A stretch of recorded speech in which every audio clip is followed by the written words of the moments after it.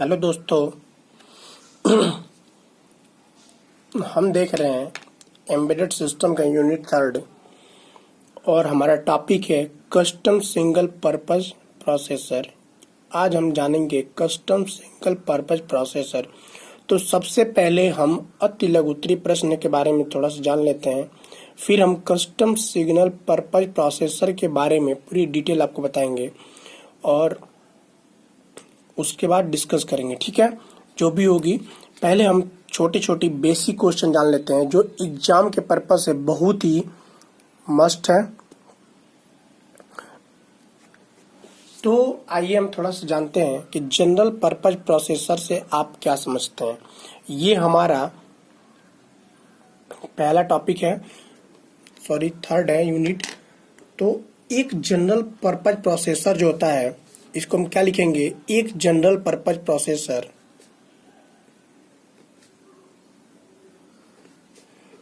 एक general purpose processor एक programmable digital system है। क्या है? एक प्रोग्रामेबल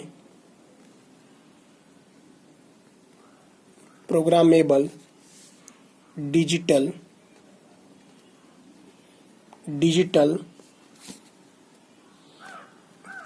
सिस्टम है। क्या है? एक जनरल पर्पस प्रोसेसर एक प्रोग्रामेबल डिजिटल सिस्टम है जिसका प्रयोग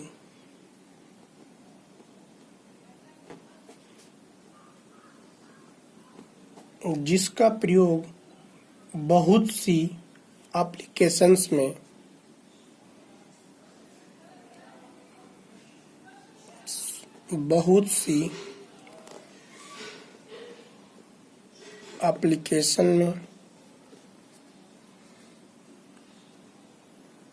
में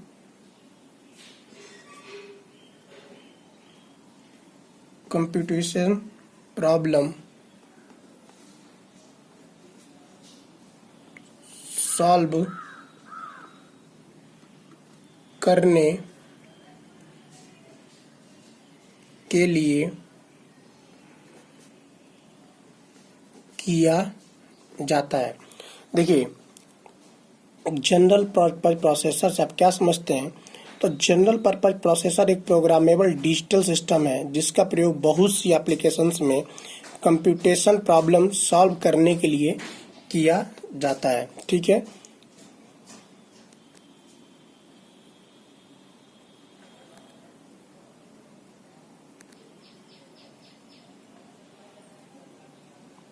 ठीक। फिर हम देखते हैं सेकंड क्वेश्चन।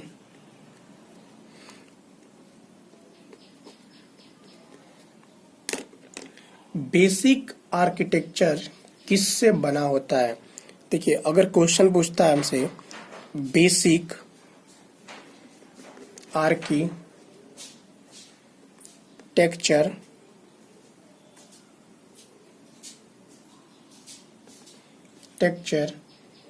किससे बना होता है, तो हमारा उत्तर क्या है?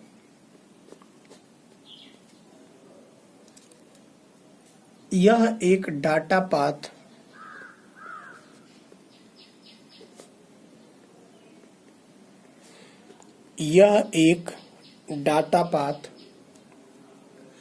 तथा एक कंट्रोल यूनिट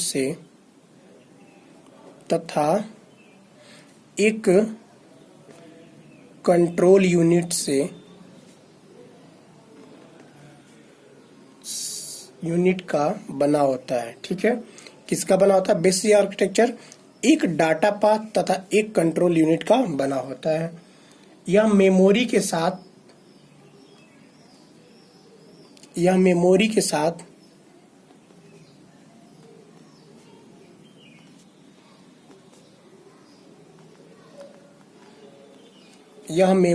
साथ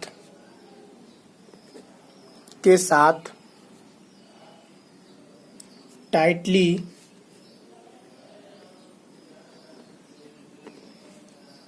लिंक्ड होता है।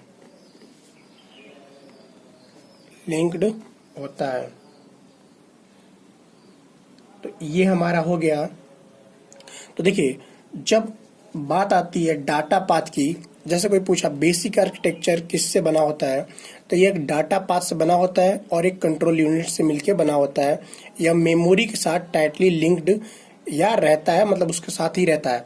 फिर देखिए, अगर फिर कोई हमसे पूछ दिया डाटा पाथ क्या होती है, तो हम थर्ड क्वेश्चन देखते हैं कि डाटा पाथ के बारे में। डाटा पाथ से आप क्या समझते हैं? से आप क्या समझते हैं? तो हमारा उत्तर क्या होगा? आइए हम थोड़ा देखते हैं डाटा पाथ से आप क्या समझते हैं। तो डाटा पाथ एक सर्किटरी का बना होता है, यानी कि सर्किट का बना होता है। डाटा पाथ एक सर्किटरी का बना होता है, ठीक है, जिसका प्रयोग डाटा की ट्रांसफार्मिंग, जिसका प्रयोग डाटा की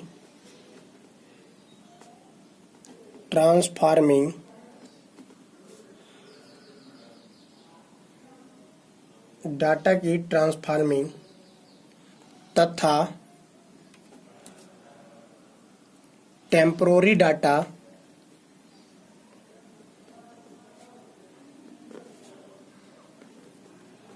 टेम्पोररी डाटा की स्टोरिंग के लिए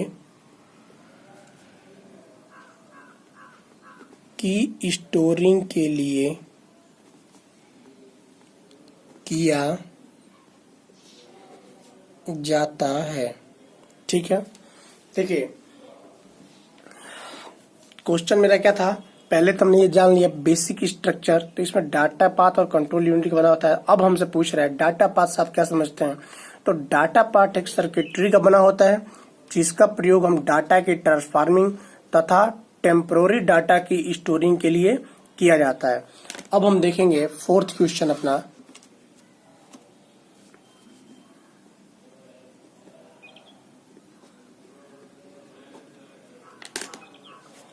फोर्थ पूछ रहा है कि अब देखिए, जब क्वेश्चन में था कि डाटा पाथ, अगर कोई पूछ दिया कंट्रोल यूनिट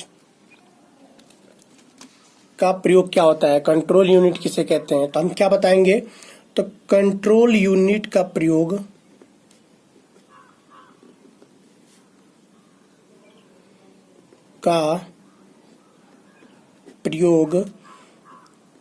क्या है, तो हम इसका उत्तर क्या बताएंगे?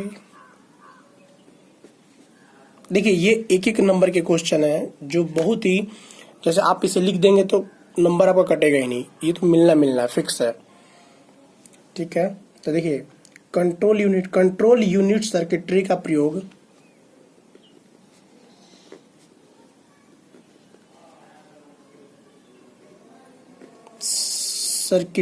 प्रयोग प्रोग्राम इंस्ट्रक्शन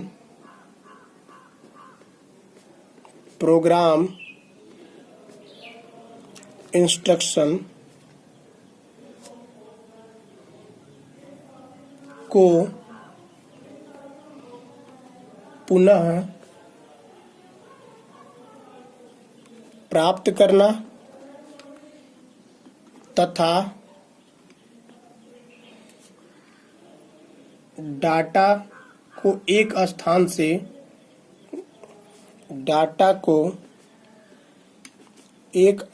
से दूसरे स्थान तक मूव करने के लिए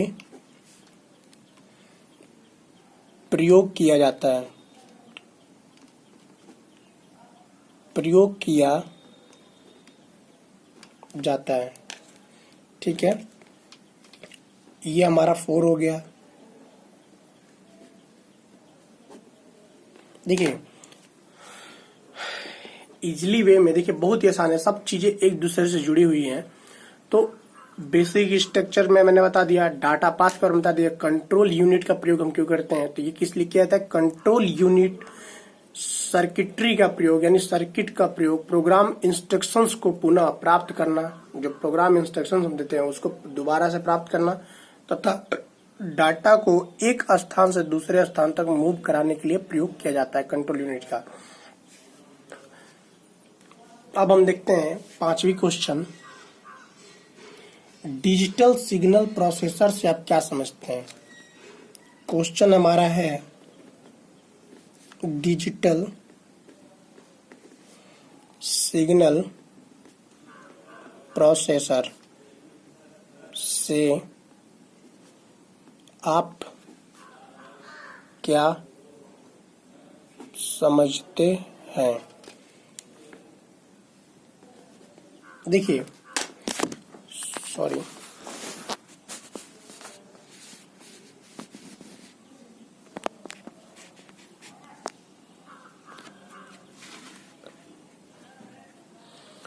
तो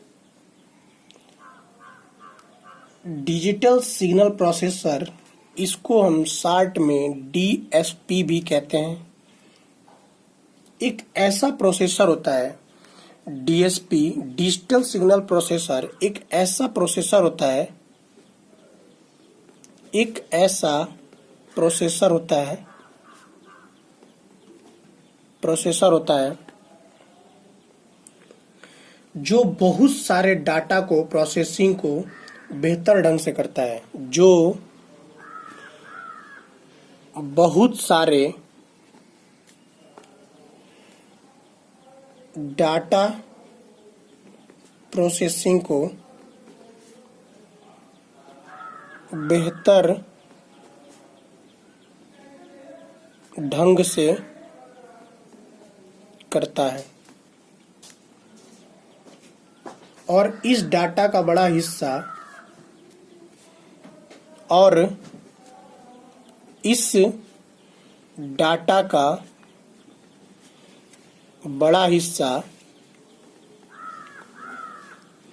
बड़ा हिस्सा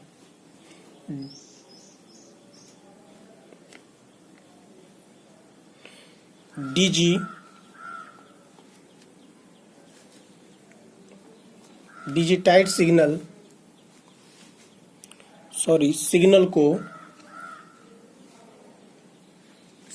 की फॉर्म होता है।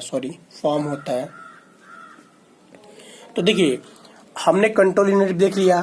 अब डिजिटल सिग्नल प्रोसेसर के बारे में, आप डिजिटल सिग्नल प्रोसेसर से आप क्या समझते हैं, तो इसको हम शॉर्ट में डीएसपी कहते हैं, यानी डिजिटल सिग्नल प्रोसेसर एक ऐसा प्रोसेसर होता है जो बहुत सारे डाटा प्रोसेसिंग को बेहतर ढंग से करता है।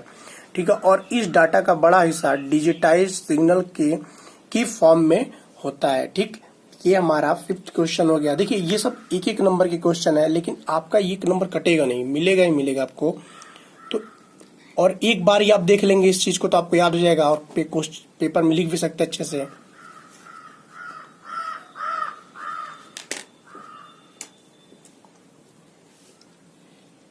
देखिए अब हमारा अगला क्वेश्चन है, इमुलेटर्स से आप क्या समझते हैं। इमुलेटर्स से आप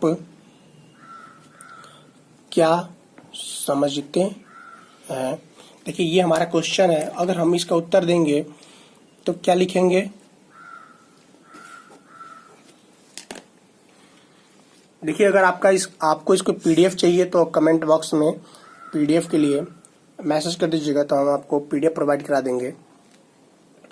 तो देखिए इमुलेटर्स से आप क्या समझते हैं, तो आइए हम थोड़ा सा देखते हैं इमुलेटर्स के बारे में। तो यह प्रोग्राम को डीबगिंग को सपोर्ट करता है। क्या करता है यह प्रोग्राम के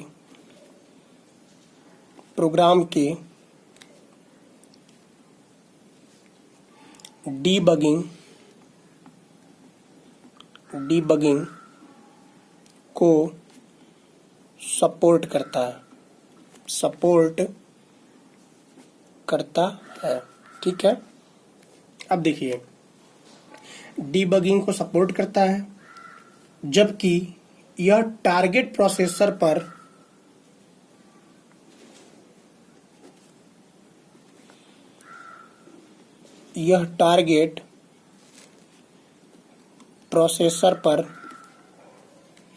एग्जीक्यूट होता है। किस पे एग्जीक्यूट होता है? टारगेट प्रोसेसर पर एग्जीक्यूट होता है। अब देखिए, जब एक डीबगर को एक बोर्ड के साथ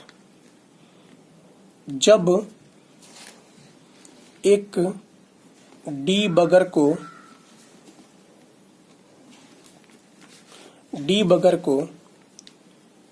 एक बोर्ड के साथ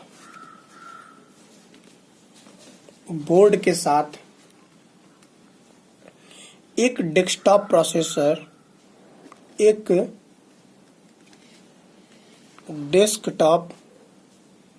प्रोसेसर से कनेक्ट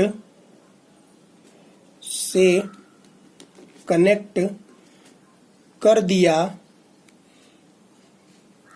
जाता है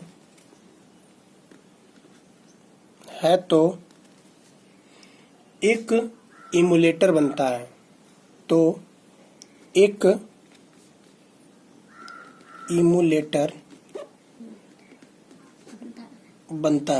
देखिए, इमुलेटर से आप क्या समझते हैं? तो यह प्रोग्राम के डीबगिंग को सपोर्ट करता है। ठीक है, जबकि यह टारगेट प्रोसेसर पर एग्जीक्यूट होता है। किस पे?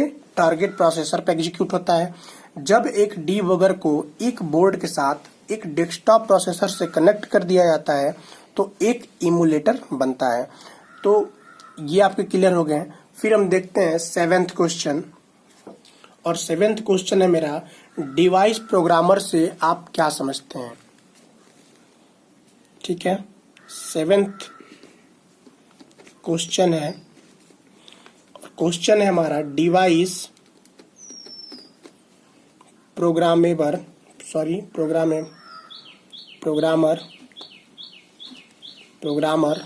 से आप क्या समझते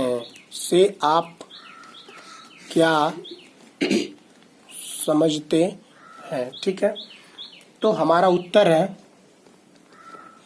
हम थोड़ा देखते हैं डिवाइस प्रोग्रामेबल से आप क्या समझते हो। तो डिवाइस प्रोग्रामेबल के बारे में देखते हैं कि होता क्या है ये।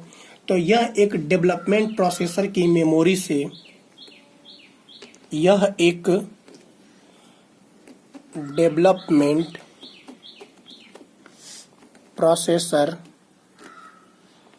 प्रोसेसर की मेमोरी से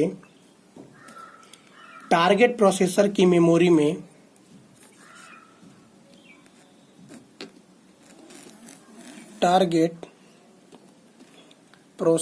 की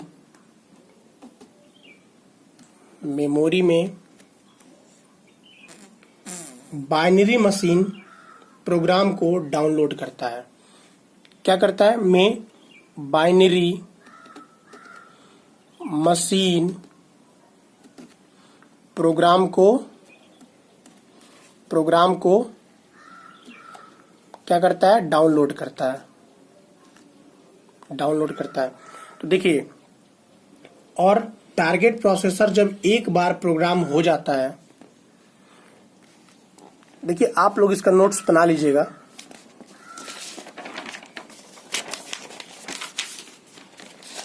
ठीक है, target processor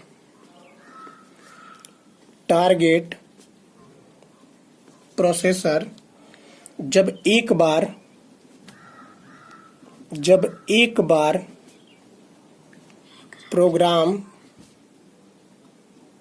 programmed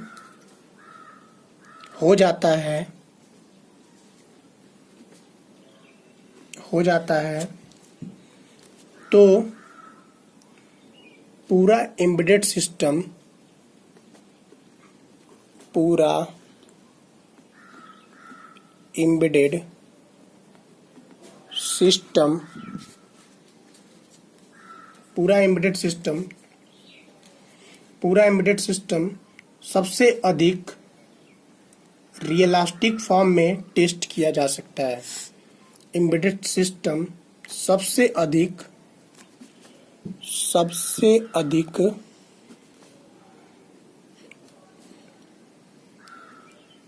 realistic form में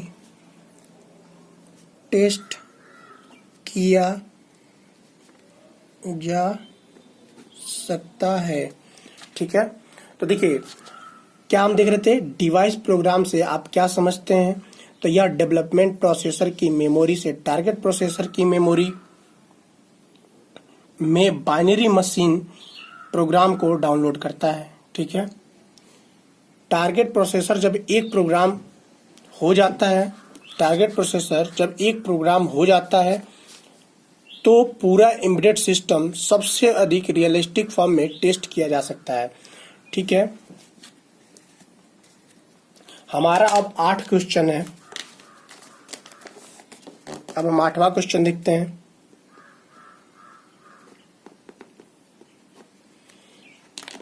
ठीक है, हमारा 8वां क्वेश्चन है, ऑपरेटिंग सिस्टम से आप क्या समझते हैं? ऑपरेटिंग सिस्टम से आप क्या समझते हैं? ये हमारा क्वेश्चन है। क्या है? क्वेश्चन है। तो हम बताते हैं ऑपरेटिंग सिस्टम के बारे में। तो देखिए, यह ऑपरेटिंग सिस्टम सॉफ्टवेयर की एक लेयर होती है। ऑपरेटिंग सिस्टम क्या होती है? सॉफ्टवेयर की एक लेयर होती है। लेयर का मतलब होता है परत होती है जो एप्लीकेशन लेयर को एक लो लेयर सर्विस प्रदान करती है। जो क्या करती है? जो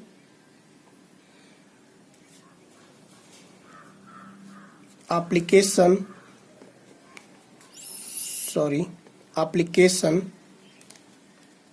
लेयर को एक लो लेवल सर्विस प्रदान करती है। क्या होती है ऑपरेटिंग सिस्टम? ऑपरेटिंग सिस्टम एक ऐसी सॉफ्टवेयर होती है, सॉफ्टवेयर की क्या होती है? लेयर होती है, परत होती है, जो एप्लीकेशन लेयर को एक लो लेवल सर्विस प्रदान करती है। अब देखिए, हमारा 9th क्वेश्चन है,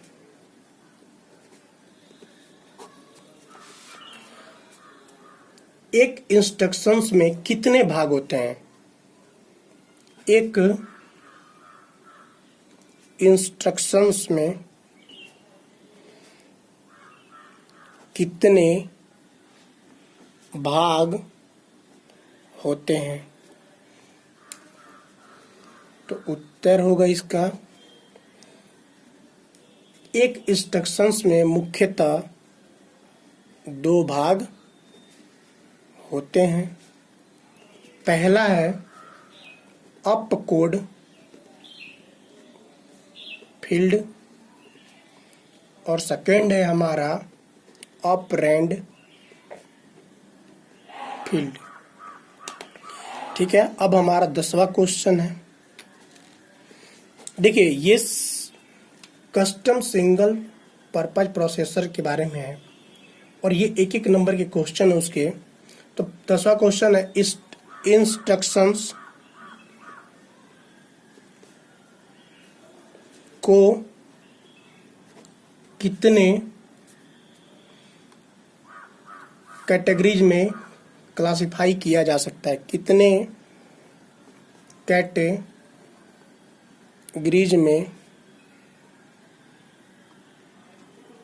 क्लासिफाई किया जा सकता है।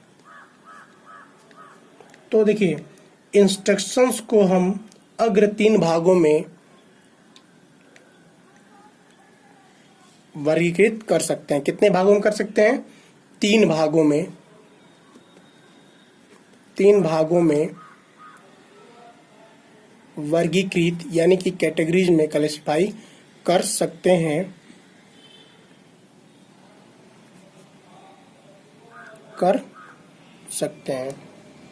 ये हमारा 10वें का उत्तर है। ठीक है, फिर हम आपसे मिलते हैं अगले क्लास में। तब तक के लिए ऑल द बेस्ट।